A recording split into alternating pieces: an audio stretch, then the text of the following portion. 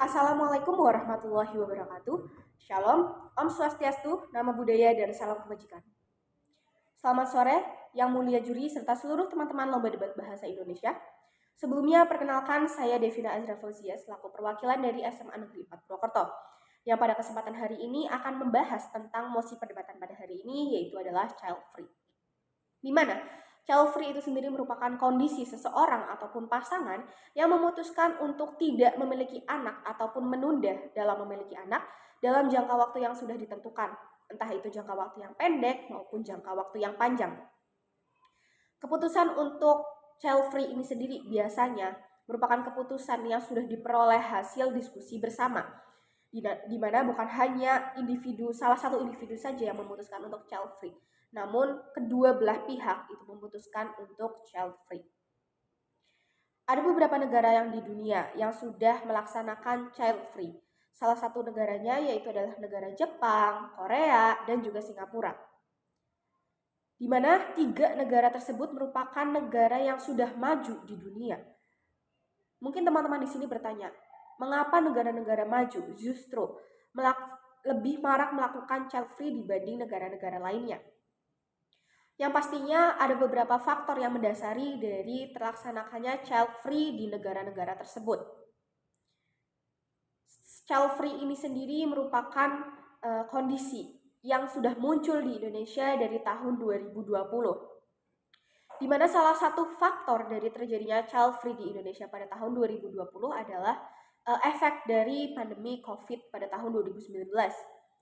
Di mana bisa kita ketahui bersama jika COVID pandemi dari tahun 2019 ini memiliki efek samping di bidang ekonomi yang mengakibatkan ketidaksiapannya sebuah keluarga baru untuk menafkahi keluarganya.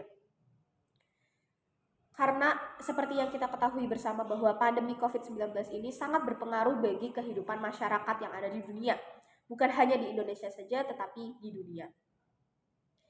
Faktanya, child free telah dilakukan oleh sebagian masyarakat yang ada di dunia, termasuk di Indonesia, karena adanya keuntungan yang diperoleh dari melaksanakan child free itu sendiri. Jadi masyarakat yang ada di dunia bukan hanya serta-merta melakukan child free karena untuk memenuhi keinginan pribadi saja ataupun kedua pasangan itu, namun terdapat segi positif ataupun keuntungan ataupun manfaat yang dapat kita rasakan ketika kita melaksanakan child free, sehingga banyak seseorang yang melakukan child free tanpa berpikir panjang. Alasan yang pertama yaitu adanya kebebasan untuk berkarir. Seperti yang kita ketahui bersama bahwa ketika kita memutuskan untuk memiliki anak, ketika kita memutuskan untuk melahirkan seorang anak, kita juga harus siap untuk mengurusnya. Sedangkan umur ilegal ataupun umur yang pas untuk memiliki anak ataupun menikah itu adalah 21 untuk wanita dan 25 untuk pria. Di mana di umur segini kita itu merupakan umur-umur di mana kita ingin melanjutkan karir kita. Dan jika kita melakukan child free, itu adanya kebebasan untuk berkarir bagi diri sendiri maupun untuk pasangan. Yang dimana bagi sebagian orang, karir itu merupakan aspek yang sangat penting di kehidupan.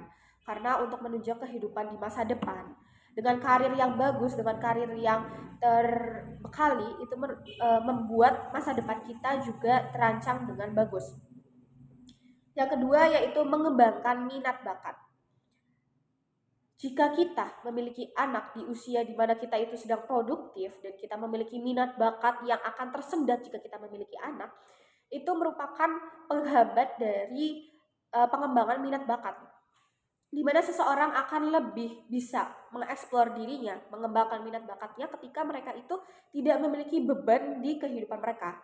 Bagi sebagian orang, memiliki anak merupakan beban yang memang harus dijalani oleh mereka gitu. Karena memiliki anak merupakan salah satu kewajiban kita untuk menjaganya, memberikan kasih sayang, mengurusnya. Dan bagi sebagian orang, mengurus anak itu merupakan sesuatu yang berat. Jadi kita tidak bisa mengembangkan minat bakat kita jika ada sesuatu yang menghambat kita dalam mewujudkan minat bakat tersebut ataupun mengembangkan minat bakat tersebut. Yang ketiga, tidak terbebani oleh aspek kehidupan. Seperti yang kita ketahui bersama bahwa aspek kehidupan itu banyak sekali. Ada aspek ekonomi, aspek sosial, aspek keluarga, dan lain sebagainya. Nah, di mana jika kita memutuskan untuk child free, kita tidak terbebani oleh aspek-aspek yang ada di kehidupan. Meskipun aspek ekonomi itu memang beban yang kita harus hadapi terus-menerus, tetapi aspek ekonomi itu dapat kita kurangi kebebanan tersebut jika kita tidak memiliki seorang anak atau kita memutuskan untuk child free, karena yang harus kita uh, yang harus kita penuhi ekonominya itu merupakan diri kita sendiri serta suami kita.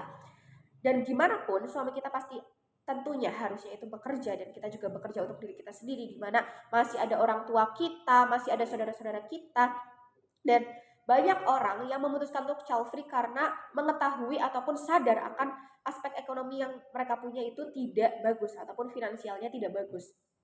Jadi ekonomi itu sangat berpengaruh bagi kehidupan kita semua, di mana salah satu cara agar ekonomi itu tetap stabil adalah mengurangi beban yang harus diberikan finansial itu sendiri. Salah satunya yaitu tidak memiliki anak ataupun child free.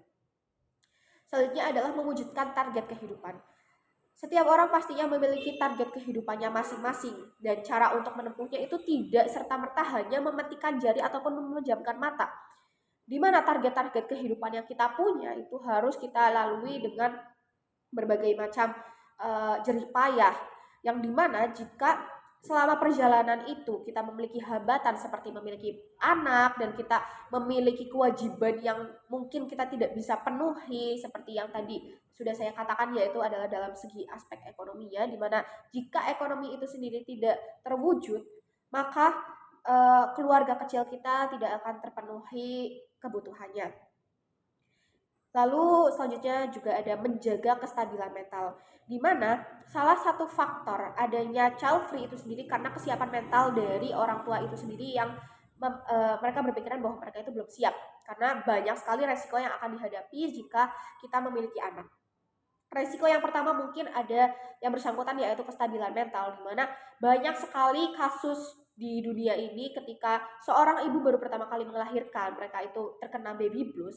Meskipun baby blues itu sendiri itu dapat diselesaikan dalam beberapa waktu, namun mungkin banyak sekali orang-orang yang takut akan melahirkan, terutama wanita itu takut akan melahirkan karena melihat orang-orang yang sudah melahirkan sebelumnya itu mengalami baby blues. Jadi mereka menganggap bahwa dirinya tidak akan bisa